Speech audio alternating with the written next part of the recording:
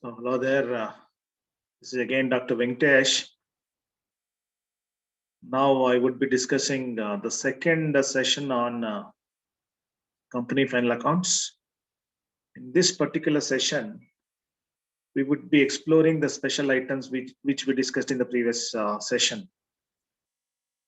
So the first special item which we discussed in the previous session was on depreciation. So if you could able to remember what was the treatment which we learned in the last class.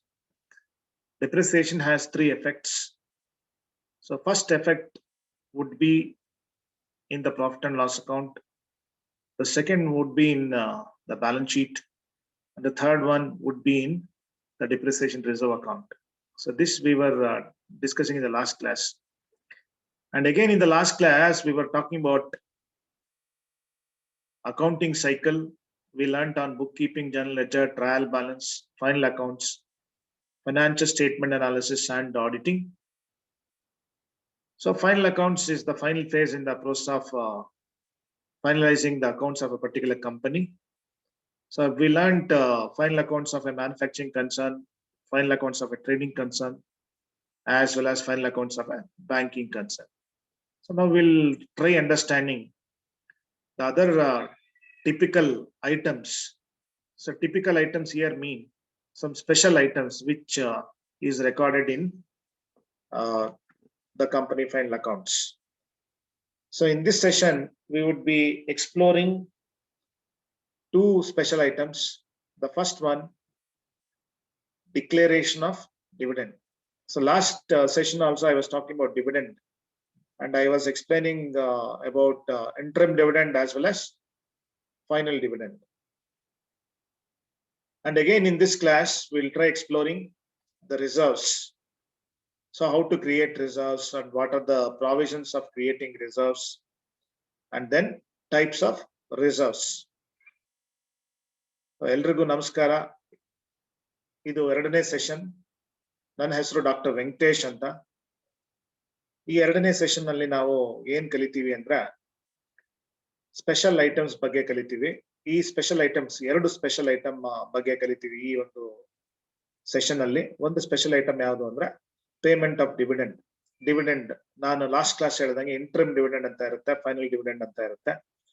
Interim dividend is paid in between any of the quarters in a particular accounting year, whereas final dividend would be paid towards the end of the accounting period. Interim dividend andre company ge excess profits bandre yadu varshada madhyadalli declare ಮಾಡ್ತಕ್ಕಂತ dividend na ನಾವು interim dividend ಅಂತ ಕರಿತೀವಿ. Final dividend ಅಂದ್ರೆ ವರ್ಷದ ಅಂತ್ಯಕ್ಕೆ declare ಮಾಡ್ತಕ್ಕಂತ dividend na final dividend ಅಂತ ಕರಿತೀವಿ. ಇದನ್ನ ನಾವು ವಿಸ್ತಾರವಾಗಿ ಈ ಸೆಷನ್ ಅಲ್ಲಿ ನಾವು ಎಕ್ಸ್ಪ್ಲೋರ್ ಮಾಡೋಣ ಅಂದ್ರೆ ಸವಿಸ್ತಾರವಾಗಿ ನಾವು ಕಲಿತ್ಕೊಳ್ಳಕ್ಕೆ ಪ್ರಯತ್ನ ಪಡೋಣ. ಆ ನಂತರದಲ್ಲಿ ಈ ಒಂದು ನೆಕ್ಸ್ಟ್ ಈ ಕ್ಲಾಸ್ ಅಲ್ಲಿ ಏನಾಗುತ್ತೆ ಅಂತಂದ್ರೆ ರಿಸರ್ವ್ಸ್ ಬಗ್ಗೆ ಮಾತಾಡ್ತೀವಿ. ರಿಸರ್ವ್ಸ್ ನ ಕ್ರಿಯೇಷನ್ ಯಾವ ತರ, ಅಪ್ಲಿಕೇಶನ್ ಯಾವ ತರ, ರಿಸರ್ವ್ಸ್ ಕ್ರಿಯೇಷನ್ ಯಾವ ತರ ಮತ್ತು ರಿಸರ್ವ್ಸ್ ಟೈಪ್ಸ್ ಯಾವುದು, ಇದರ ಬಗ್ಗೆ ಎಲ್ಲ ಮಾತಾಡ್ತೀವಿ. So So this is a brief summary of what we learned in the previous class and what we are going to learn in this particular class. So please try exploring this particular slide now. Next slide go on.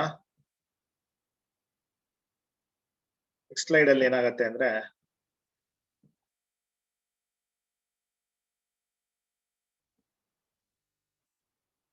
dividend ಬಗ್ಗೆ ಮಾತಾಡ್ತಾರೆ ಇದರಲ್ಲಿ. ನಾನು ಆಗ್ಲೇ ಹೇಳ್ದಂಗೆ ಈ ಒಂದು class ಅಲ್ಲಿ ಏನ್ ಮಾಡ್ತೀವಿ ಅಂದ್ರೆ ಡಿವಿಡೆಂಡ್ ಬಗ್ಗೆನೇ ಮಾತಾಡ್ತೀವಿ ನಾವು.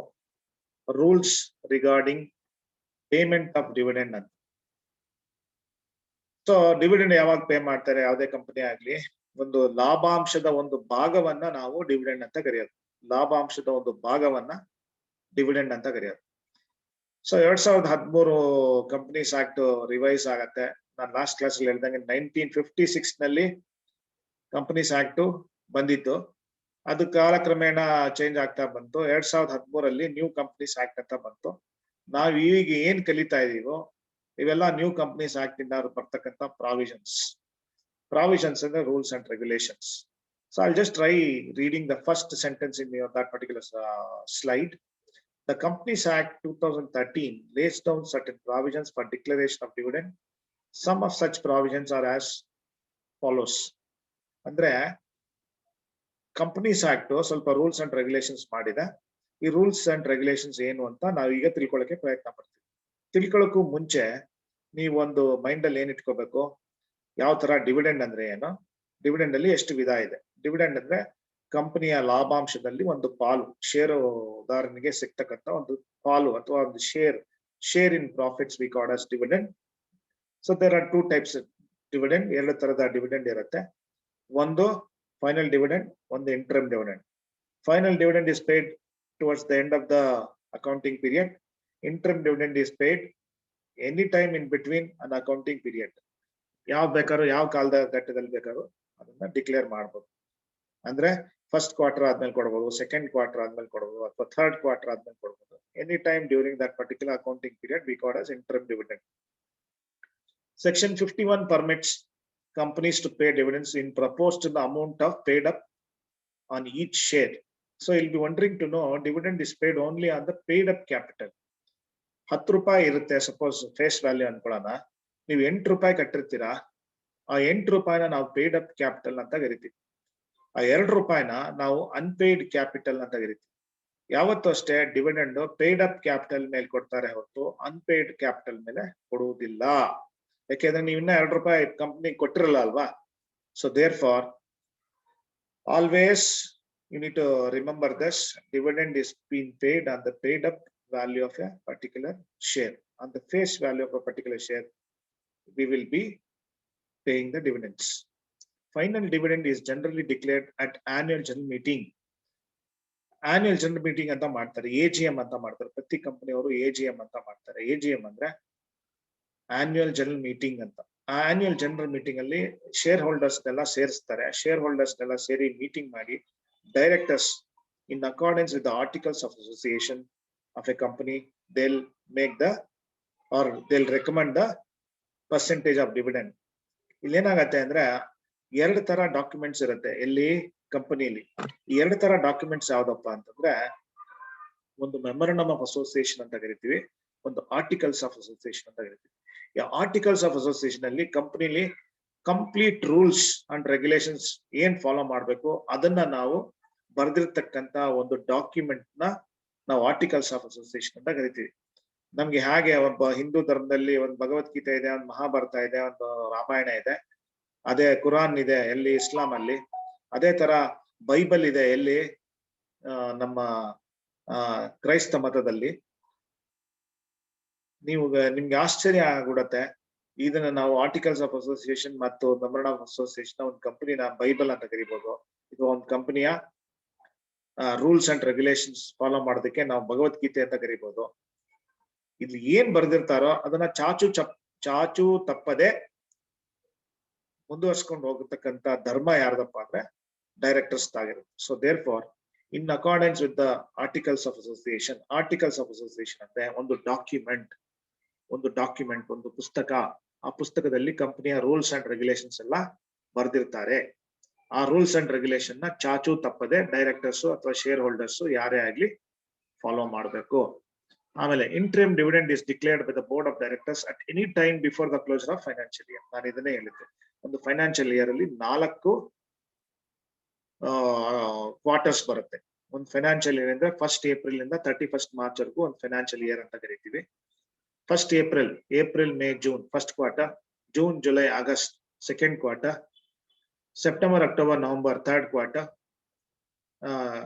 ಸೆಪ್ಟೆಂಬರ್, ಅಕ್ಟೋಬರ್, ನವೆಂಬರ್, ಆಮೇಲೆ December, I just missed out, April, May, June first quarter, July, August, September second quarter, October, November, December third quarter, and then January, February, March fourth quarter.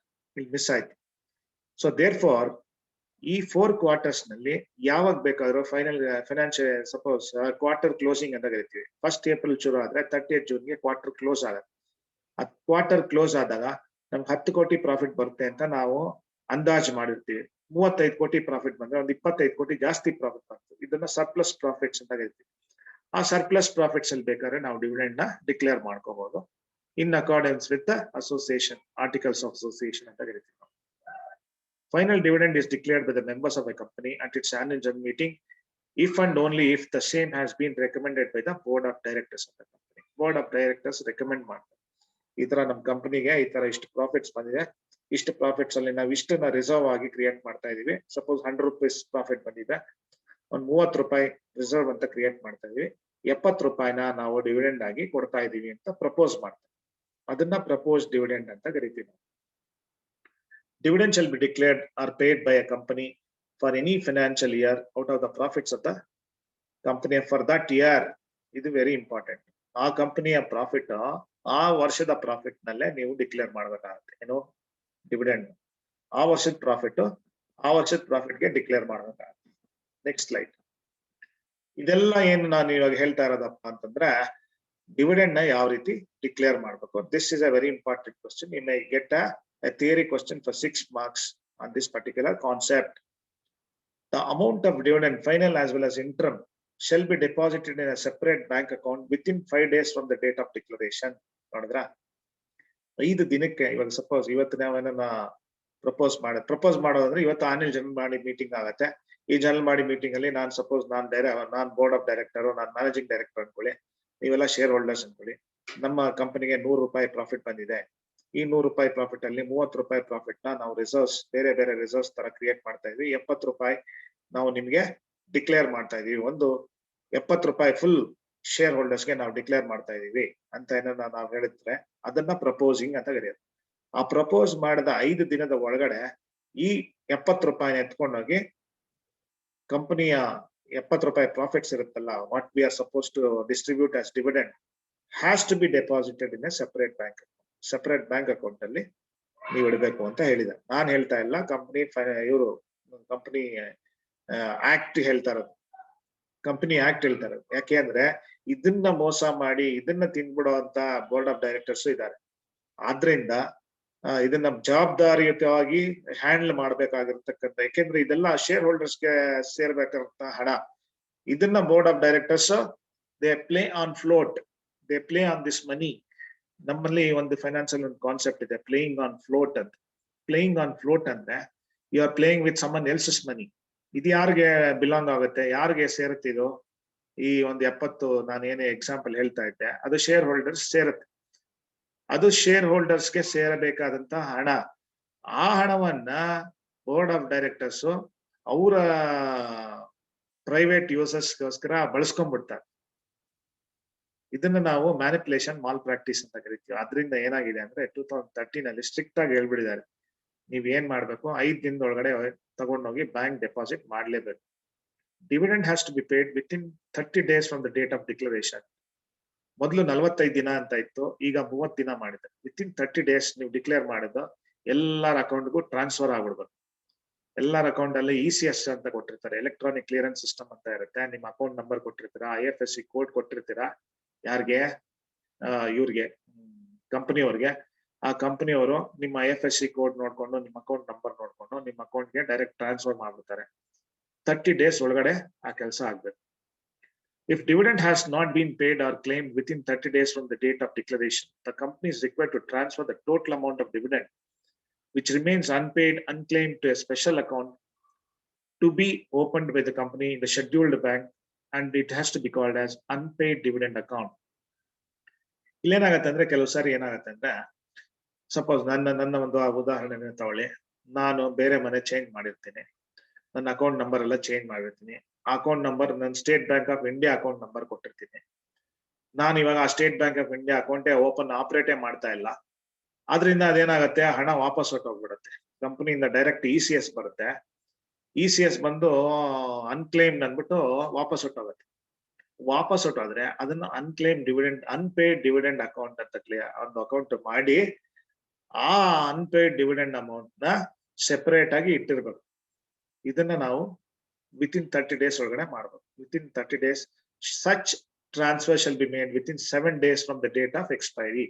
30 ದಿನದೊಳಗಡೆ ನಾವು ಕೊಡ್ಬೇಕಲ್ಲ, payment ಕೊಡ್ಬೇಕು. ಆಮೇಲೆ 7 ದಿನದಲ್ಲಿ ಯಾರು claim ಮಾಡಿಲ್ಲ ಅಂದ್ರೆ, suppose ಎಷ್ಟು ಜನ ಕ್ಲೈಮ್ ಮಾಡಿಲ್ಲ ಅಂದ್ರೆ ವಾಪಸ್ ಬಂದ್ಬಿಟ್ಟಿರುತ್ತೆ. ಏನೋ ಅಕೌಂಟ್ ಆಪರೇಷನ್ ಅಲ್ಲಿ ಇಲ್ಲ, ಅಕೌಂಟ್ ಡೆಡ್ ಆಗ್ಬಿಡಿದೆ, ಅಕೌಂಟ್ ಆಕ್ಟಿವ್ ಇಲ್ಲ ಅಂತ ಏನೋ ನಾವು ವಾಪಸ್ ಬಂದಿದ್ರೆ ಅಂತ ಅಮೌಂಟ್ ನಾವು ಸೆಪರೇಟ್ ಅನ್ಪೇಯ್ಡ್ ಡಿವಿಡೆಂಡ್ ಅಕೌಂಟ್ ಅಲ್ಲಿ ಇಟ್ಟಿರಬೇಕಾಗತ್ತೆ. ಅದನ್ನ ನಾವು ವಿತಿನ್ 7 days ಒಳಗಡೆ ಮಾಡ್ಬೇಕಾಗತ್ತೆ. ನಾವು ಅಂದ್ರೆ board of directors. So this is the sole responsibility of board of directors. If they are failing in this particular activity, they'll be penalized for this. Next, any dividend payable in cash may be paid by check or warrant through a post directed to the registered address of the shareholders who is entitled to pay the payment of dividend, or his order, or in any electronic mode sent to his banker. ನಾನು ಇದನ್ನ ಹೇಳ್ತಾ ಇದ್ದೆ, electronic mode ಅಂದ್ರೆ ECS. 99% ಇವಾಗೆಲ್ಲ ECS ಆಗ್ತಾ ಇದೆ. ಯಾರು warrant share dividend warrant ಕಳಿಸೋದಿಲ್ಲ, ಕಳಿಸ್ತಾರೆ ಮನೆಗೆ ಅಥವಾ ಮೇಲ್ ಮುಖಾಂತರ ಕಳಿಸ್ತಾರೆ. ಡಿವಿಡೆಂಡ್ ವಾರೆಂಟ್ ಅಂದ್ರೆ ನಿಮ್ಗೆ ನೀವು ಇಷ್ಟು ಶೇರ್ ಹೋಲ್ಡರ್, ಲೆಟ್ಸ್ ಸೇ ಒಂದು ITC ಇಂದ ನಿಮ್ಗೆ ಒಂದು ಡಿವಿಡೆಂಡ್ ವಾರೆಂಟ್ ಬಂದಿದೆ ಅಂತಂದ್ರೆ, ನೀವೊಂದು 100 ಶೇರ್ ಹಾಕಿದ್ರೆ ITC ನಲ್ಲಿ, ನಿಮ್ಮ ಒಂದು ಶೇರ್ಗೆ 10 ರೂಪಾಯಿ ಕೊಟ್ಟಿದ್ದೀವಿ, 100 ಶೇರ್ ನಿಮ್ಮ ಹತ್ರ ಇದೆ ಅಲ್ಲ, 100 ಶೇರ್ ಇಂಟು ಮಲ್ಟಿಪ್ಲೈಡ್ 10,000 ರೂಪಾಯಿ ನಿಮ್ಮ ಈ ತರ ಅಕೌಂಟ್ಗೆ ನಾವು ಕ್ರೆಡಿಟ್ ಮಾಡ್ತಾ ಇದ್ದೀವಿ ಅಂತ ನಿಮ್ಗೊಂದು ಮೇಲ್ ಕಳಿಸ್ತಾರೆ ಅಥವಾ ಒಂದು ಪೋಸ್ಟ್ ಮಾಡ್ತಾರೆ. ಅದನ್ನೇ ಡಿವಿಡೆಂಡ್ ವಾರೆಂಟ್ ಅಂತ ಕರೆಯೋದು, ಅಷ್ಟೇ, ಇನ್ನೇನಿಲ್ಲ. Next, transfer to reserves. So I was talking about this only. So generally what happens after the before making the dividend payment, it is mandatory for all the companies to transfer their profits to reserves. Dividend ಕೊಡೋಕ್ಕೂ ಮುಂಚೆ profits ನ transfer to reserves ಮಾಡ್ಲೇಬೇಕು. Reserves ಅಂದ್ರೆ savings created, ಉಳಿತಾಯ. Profits ಲಾಭಾಂಶದಲ್ಲಿ ಉಳಿತಾಯ ಮಾಡ್ತಾರೆ, ಆ ಉಳಿತಾಯನೇ ನಾವು reserves ಅಂತ ಕರಿತೀವಿ. ನೋಡಿ ಸ್ನೇಹಿತರೆ, ಇಲ್ಲಿ ಏನು ನೀವು ಅರ್ಥ ಮಾಡ್ಕೊಳ್ತಕ್ಕಂಥ ಒಂದು ಪ್ರೊಸೀಜರ್ ಇದೆ. ಇಲ್ಲಿ ಏನಾಗತ್ತೆ ಅಂದ್ರೆ ನಿಮ್ಗೆ ನೀವು ಪ್ರಾಫಿಟ್ಸ್ ಹೆಂಗ್ ಅರೈವ್ ಆಗುತ್ತೆ ಅಂತ ನೀವು ನೋಡಿದೀರಾ. Sales less direct expenses gross profit ಬರುತ್ತೆ. Gross profit less indirect expenses net profit ಬರುತ್ತೆ. ನೆಟ್ ಪ್ರಾಫಿಟ್ ನ ನಾವು ಇವಾಗ ಆಪರೇಟಿಂಗ್ ಪ್ರಾಫಿಟ್ ಅಂತ ಕರಿತೀವಿ. ಏನು, gross profit less indirect expenses operating profit ಅಂತ ಕರಿತೀವಿ. ಆಪರೇಟಿಂಗ್ ಪ್ರಾಫಿಟ್ ಅಂದ್ರೆ EBIT ಅಂತ, earnings before interest and tax, ಅಥವಾ PBIT, profit before interest and tax. ಅದ್ರಲ್ಲಿ ಇಂಟ್ರೆಸ್ಟ್ ತೆಗೆದು ಬಿಡ್ತೀವಿ, ಅವಾಗ ಏನಾಗುತ್ತೆ, EBT ಬರುತ್ತೆ. EBT ಅಂದ್ರೆ ಅರ್ನಿಂಗ್ಸ್ ಬಿಫೋರ್ ಟ್ಯಾಕ್ಸ್. ಆ ಲೆಸ್ ಟ್ಯಾಕ್ಸ್ ಮಾಡಿದೀವಿ ಅಂದ್ರೆ ಅರ್ನಿಂಗ್ಸ್ ಆಫ್ಟರ್ ಟ್ಯಾಕ್ಸ್ ಬರುತ್ತೆ. ಅರ್ನಿಂಗ್ಸ್ ಆಫ್ಟರ್ ಟ್ಯಾಕ್ಸ್ ಅಂದ್ರೆ ಈಟ್ ಅಂತ. ಈಟ್ ಅಂದ್ರೆ ಏನರ್ಥ, ನಾವು ತಿಂತಕ್ಕಂತ ಪ್ರಾಫಿಟ್ಸ್ ಅದು ಅಂತ. So therefore it we very popularly known as earnings after tax, and eat very popularly known as profit after tax, PAT ಅಂತ ಕರಿತೀವಿ ನಾವು. If your eat is good, you can pat yourself ಅಂತ. ಯಾವ ತರ ಅಂದ್ರೆ, ನಿಮ್ಮ ಈಟ್ ಚೆನ್ನಾಗಿದ್ರೆ ನೀವು ಒಂದು ಶಬಾಷ್ ಗಿರಿ ಕೊಟ್ಕೊಳ್ಳಿ ನಿಮ್ಗೆ ನೀವೇ ಅಂತ ಒಂದು ತಮಾಷೆಗೆ ಹೇಳ್ತೀವಿ ನಾವು. If your eat is good, you can pat yourself. ಅದೇ ತರ ಏನಾಗುತ್ತೆ ಇಲ್ಲಿ, ಅರ್ಥ ಆಗ್ತಿಲ್ಲ ನಿಮ್ಗೆ? ಈಟ್ ಹೆಂಗ್ ಬರುತ್ತೆ ಅಂತ ಅರ್ಥ ಆಯ್ತಾ ನಿಮ್ಗೆ? Sales less direct expenses, gross profit less indirect expenses, operating profit. Operating profit is also been termed as EBIT or PBIT. Less interest, EBT or PBT. Less tax, EAT or PAT. ಈ ತರ ಬರುತ್ತೆ. EAT ಆದ್ಮೇಲೆ profits ಎರಡಾಗಿ ಭಾಗ ಆಗತ್ತೆ. ಎರಡು ಭಾಗ ಆಗತ್ತೆ. ಏನ್ ಎರಡು ಭಾಗ ಅದು ಅಂತಂದ್ರೆ, one part we call it as reserve, the other part we call as dividend. ಇದನ್ನೇ ನಾವು ಡಿವಿಡೆಂಡ್ ಡಿಸಿಷನ್ ಅಂತ ಕರೆಯೋದು. ಡಿವಿಡೆಂಡ್ ಡಿಸಿಷನ್ ಅಲ್ಲಿ ಏನಾಗುತ್ತೆ ಅಂದ್ರೆ, ಎಷ್ಟು ಸಪೋಸ್ ನಮ್ಮ ಹತ್ರ 100 ಕೋಟಿ ರೂಪಾಯಿ ಪ್ರಾಫಿಟ್ಸ್ ಬಂದಿದ್ರೆ ಎಷ್ಟು ಕೋಟಿ ರೂಪಾಯಿ ರಿಸರ್ವ್ ಕ್ರಿಯೇಟ್ ಮಾಡ್ಬೇಕು, ಎಷ್ಟು ಕೋಟಿ ರೂಪಾಯಿನ ನಾವು ಡಿವಿಡೆಂಡ್ ಆಗಿ ಡಿಸ್ಟ್ರಿಬ್ಯೂಟ್ ಮಾಡ್ಬೇಕು ಅಂತ ಒಂದು ಕಂಟೆಂಪ್ಲೇಷನ್ ಆಗುತ್ತೆ. ಕಂಟೆಂಪ್ಲೇಷನ್ ಅಂದ್ರೆ ಎಲ್ಲಾರು ಕೂತ್ಕೊಂಡು ಮಾತಾಡ್ತಾರೆ. ಮಾತಾಡಿದ್ಮೇಲೆ ಇಷ್ಟು ಕೋಟಿ ರೂಪಾಯಿನ ನಾವು ರಿಸರ್ವ್ಗೆ ಕಳಿಸ್ಬೇಕು, ಇಷ್ಟು ಕೋಟಿ ರೂಪಾಯಿನ ನಾವು ಡಿವಿಡೆಂಡ್ ಆಗಿ ಡಿಸ್ಟ್ರಿಬ್ಯೂಟ್ ಮಾಡ್ಬೇಕು ಅಂತ ಡಿಸಿಷನ್ ಮಾಡ್ತಾರೆ. ಆ ಡಿಸಿಷನ್ ಮಾಡುವಾಗ ಕಂಪನೀಸ್ ಆಕ್ಟ್ 2013 ರೂಲ್ಸ್ ನ ಕಂಪಲ್ಸರಿಯಾಗಿ ಫಾಲೋ ಮಾಡ್ಲೇಬೇಕು. ಈ MCA ಅಂತ ಇದೆ, ನೀವು ಅಬ್ಸರ್ವ್ ಮಾಡ್ತೀರಾ ಯಾವ್ದ್ರಲ್ಲಿ, ಈ ಸ್ಲೈಡ್ ನಲ್ಲಿ ಮಿನಿಸ್ಟ್ರಿ ಆಫ್ ಕಾರ್ಪೊರೇಟ್ ಅಫೇರ್ಸ್ ಅಂತ ಇರುತ್ತೆ. ಈ ಮಿನಿಸ್ಟ್ರಿ ಆಫ್ ಕಾರ್ಪೊರೇಟ್ ಅಫೇರ್ಸ್ ಅವರು ಆವಾಗ ಈ ರೂಲ್ಸ್ ನ ಚೇಂಜ್ ಮಾಡ್ತಾ ಇರ್ತಾರೆ. ನಾವು ಚೇಂಜ್ ಮಾಡ್ತಕ್ಕಂಥ ರೂಲ್ಸ್ ನ ನಾವು ಕೂಡ ಫಾಲೋ ಮಾಡ್ಬೇಕು. ಇದೇ challenging for A commerce student. Believe me friends, So this is a very, very challenging course. So therefore, BCom or BBA is widely recognized as professional courses. Why it's a professional course? Because you are adapting yourself to the changing requirements of the industry. Whatever changes are happening in the industry, the same changes is being implemented in the syllabus. So that is the reason why BCom and BBA courses are really dynamic. So these are the changes which are happening in the corporate sector, and all those changes we are getting notified through the notifications of MCA, Ministry of Corporate Affairs. ಅದೇ ತರ 12/6/2014 ಒಂದು rules ಬಂದಿದೆ, ಸಬ್ rule 5 ಅಂತ, states that no company shall declare dividend unless carried over previous losses and depreciation not provided in previous years or set off against profits of the company of the current year. So this is very, very important.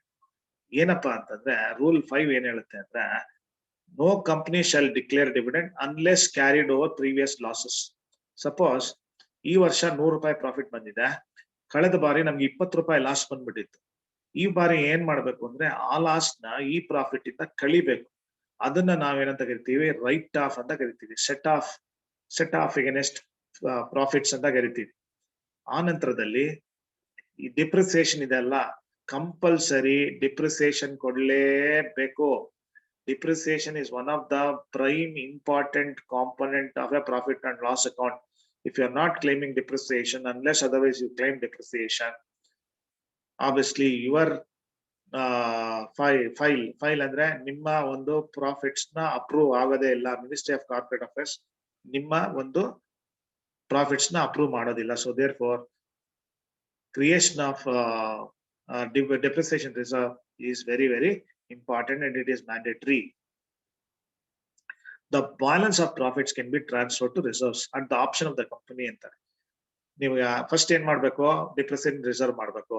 ಆಮೇಲೆ ನಿಮ್ಮ ಹಳೆಯ ವರ್ಷದ ಏನಾರ losses ಇದ್ರೆ ಅದನ್ನ set of ಮಾಡ್ಬೇಕು. ಅದನ್ನ set of ಅಂದ್ರೆ ಕಳಿಬೇಕಷ್ಟೇ, ಇನ್ನೇನಿಲ್ಲ. ಅದನ್ನ ಕಳೆದ ನಂತರ ನಿಮ್ಗೆ ಏನಾರ ಪ್ರಾಫಿಟ್ ಮಿಕ್ಕಿದ್ರೆ ಆ ಪ್ರಾಫಿಟ್ ಅಲ್ಲಿ ನೀವು ರಿಸರ್ವ್ಸ್ ಮಾಡ್ಕೊಳ್ಳಿ, ತೊಂದರೆ ಇಲ್ಲ. ಆ ಪ್ರಾಫಿಟ್ ಅಲ್ಲಿ ರಿಸರ್ವ್ ಮಾಡ್ಕೊಂಡು, ರಿಸರ್ವ್ ಆದ್ಮೇಲೆ ಏನನ್ನ ಮಿಕ್ಕಿದ್ರೆ ಅದನ್ನ ನೀವು ಶೇರ್ ಹೋಲ್ಡರ್ಸ್ಗೆ ಡಿವಿಡೆಂಡ್ ಆಗಿ ಹಂಚಿ ಅಂತ ಈ ಸ್ಲೈಡ್ ಹೇಳುತ್ತೆ. ನೆಕ್ಸ್ಟ್ ಟ್ರೀಟ್ಮೆಂಟ್ ಅಂದ್ರೆ reserve treatment. Transfer made to reserves will be adjusted under schedule reserves and surplus only. Reserves and surplus ಅಂತ ಒಂದು ಶೆಡ್ಯೂಲ್ ಇದೆ. ನೆಕ್ಸ್ಟ್ ನಾವು ಸೆಷನ್ ಅಲ್ಲಿ ಕಲ್ತ್ಕೋತೀವಿ. ಆಲ್ ಶೆಡ್ಯೂಲ್ಸ್ ಆಫ್ ಇದು ಏನೋ final accounts will be learning in the next session. So therefore there is a separate schedule for schedule ಅಂತ ಕರಿತೀವಿ ಅಥವಾ ಶೆಡ್ಯೂಲ್ ಅಂತ ಕರಿತೀವಿ. ಎರಡರಲ್ಲೂ ಒಂದೇ, ಶೆಡ್ಯೂಲ್ ಎರಡು ಒಂದೇ. schedule for reserves and surplus only. reserves and surplus schedule ನಲ್ಲಿ ಮಾತ್ರ ನೀವು ಅದನ್ನ ರೆಕಾರ್ಡ್ ಮಾಡಬೇಕು. The amount of reserve transferred will be first added to the respective reserve in the beginning, and then it is deducted from the profit separately under the same schedule. ಏನಾಗಿದೆ ಅಂದ್ರೆ, ಈ ವರ್ಷದ profits reserves ಬಂದಿದೆ ಅಂದ್ರೆ ಈ ವರ್ಷದ reserves ನ add ಮಾಡ್ತೀವಿ. ಮತ್ತೆ ಯಾಕೆ ಡಿಡಕ್ಟ್ ಮಾಡ್ತೀವಿ ಅಂತ ನೆಕ್ಸ್ಟ್ ಸ್ಲೈಡ್ ಅಲ್ಲಿ ನಾನು ಒಂದು ಉದಾಹರಣೆಯ ಸಮೇತ ನೆಕ್ಸ್ಟ್ ಸೆಕ್ಷನ್ ಅಲ್ಲಿ ಇದು ಬಂದಾಗ, ಯಾವ್ದು ನಮ್ಮ ಪ್ರಾಬ್ಲಮ್ಸ್ ಬಂದಾಗ ಹೇಳ್ಕೊಡ್ತೀವಿ, ಯಾಕೆ ಅದನ್ನ ಆಡ್ ಮಾಡಿ ಮೈನಸ್ ಮಾಡ್ತೀವಿ ಅಂತ. ಈಗ ಹೇಳಿದ್ರೆ ಸ್ವಲ್ಪ ಕನ್ಫ್ಯೂಸ್ ಆಗುತ್ತೆ ಅನ್ನೋದು ಒಂದೇ ಒಂದು ಉದ್ದೇಶದಿಂದ ಇದನ್ನ ಅವಾಯ್ಡ್ ಮಾಡ್ತಾ ಇದೀನಿ. ಸೊ ನೆಕ್ಸ್ಟ್, ಸೊ ನಾವು this is general talk on types of reserves. ಇಲ್ಲಿ ಏನಾಗುತ್ತೆ ಅಂದ್ರೆ, ಎಷ್ಟು ತರ ರಿಸರ್ವ್ಸ್ ಇದೆ ಅಂದ್ರೆ ಬೇಕಾದಷ್ಟು ತರ ರಿಸರ್ವ್ಸ್ ಇದೆ. ಒಂದು ಜನರಲ್ ರಿಸರ್ವ್ ಅಂತ ಕರಿತೀವಿ, ಇನ್ನೊಂದು sinking fund reserve, depreciation reserve, employee welfare reserve, workman compensation reserve, debenture redemption reserve, secret reserve, contingency reserve, capital reserve, ಸುಮಾರು ರಿಸರ್ವ್ಸ್ ಇದೆ. So therefore, so you need to understand all these reserves, and we'll try talking about all these reserves in detail when we discuss about the problems. So as on now, we'll try discussing what is general reserve. General reserve is meant for general contingencies ಅಂತ ಕರಿತೀವಿ ನಾವು. General reserve ಏನಕ್ಕೆ ಬೇಕಾದ್ರೂ ಇದನ್ನ use ಮಾಡ್ಕೋಬಹುದು. Suppose ಈ ತಿಂಗಳು ಒಂದು ಕಂಪನಿಗೆ ಅವ್ರ ಎಂಪ್ಲಾಯೀಸ್ಗೆ ಸಂಬಳ ಕೊಡಕ್ ಆಗ್ಲಿಲ್ಲ ಅಂದ್ರೆ you can utilise general reserve. ಇವಾಗ ಯಾವ್ದೋ ಒಂದು ಮೆಷಿನರಿ ಬ್ರೇಕ್ ಡೌನ್ ಆಯ್ತು, ಇಲ್ಲ ಒಂದು ಪೇಂಟ್ ಹಾಕ್ಸ್ಬೇಕು, ಆಫೀಸ್ಗೆ ಪೇಂಟ್ ಹಾಕ್ಸ್ಬೇಕು, ಇಲ್ಲ ಒಂದು ಸ್ಟೇಷನರಿ ತರಬೇಕು, ಏನಕ್ಕೆ ಬೇಕಾದ್ರೂ ಜನರಲ್ ರಿಸರ್ವ್ ನ utilize ಮಾಡ್ಕೋಬಹುದು with the prior approval of the board. Next one, sinking fund reserve. This is the reserve created for the repayment of the long-term borrowed funds. Long-term borrowed funds, let's say you are borrowing some 50 crores from IDBI. 50 ಕೋಟಿ ರೂಪಾಯಿ IDBI bank ಇಂದ ತಗೊಂಡಿರ್ತೀರಾ, ಅದನ್ನ ನೀವು ವಾಪಸ್ ಕಳಿಸ್ಬೇಕು ಅಂತಂದ್ರೆ, so how will you repay that money? Obviously you have to create one sinking fund reserve. Sinking fund reserve basically created to repay the long-term borrowed funds from the different banks. ಆಮೇಲೆ debenture redemption reserve ಅಂತ ಇದೆ. Redemption ಅಂದ್ರೆ repayment ಅಂತ ಅರ್ಥ. Debenture ಅಂದ್ರೆ ಸಾಲ ಪತ್ರ ತಗೊಂಡಿರ್ತಾರ. ಸಾಲ ಪತ್ರ ಅಂದ್ರೆ ಪ್ರಾಮಿಸರಿ ನೋಟ್ ಕೊಟ್ಟಿರ್ತೀರಾ. ಆ ಸಾಲ ಪತ್ರ 7 ರಿಂದ 15 ವರ್ಷದೊಳಗೆ ನೀವು ವಾಪಸ್ ಕೊಡ್ಬೇಕಾಗತ್ತೆ. ಯಾರ ಹತ್ರ ತಗೊಂಡಿರ್ತೀರ ಅವ್ರ ಹತ್ರ debentures borrowed from the investors. ಆ ಇನ್ವೆಸ್ಟರ್ಸ್ ಗೆ ವಾಪಸ್ ಕೊಡ್ಬೇಕಾಗತ್ತೆ. ಆ ವಾಪಸ್ ಕೊಡೋ ಟೈಮಲ್ಲಿ what you can do is you can create a debenture redemption reserve account, DRR ಅಂತ ಹೇಳ್ತಾರೆ, debenture redemption reserve account. So this is a briefing on types of reserves. So I will conclude this particular section. So what is the summary of this particular session? We learned on types of reserves. We were talking about dividend, and we were talking about special provisions on dividend and provisions on reserves and surplus. So hope you enjoyed listening to this particular lecture. So we will try meeting in the next lecture. Thank you all very much.